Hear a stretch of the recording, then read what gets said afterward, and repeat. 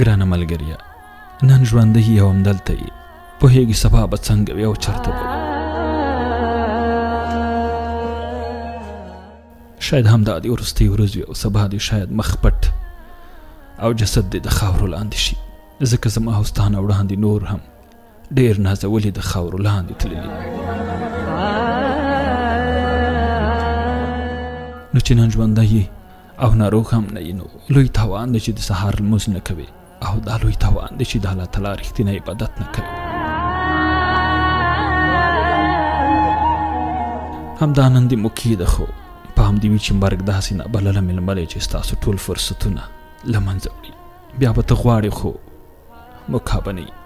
نو پرېږده خیالونه، سترګې وغړوه او د الله تعالی جل جلاله عبادت وکړه، ځکه موږ او تاسې په هغه لار روان یو چې پای مرګ دی. نو چې نن ژوندی او ناروغ هم نه یې، نو ښه مو کېده چې د الله تعالی عبادت وکړو او الله تعالی راضي کړو، تر څو دنیوي او اخروي نیکبختي مو په برخه او په دنیا او آخرت کې سرلوړي او کامیابه شو.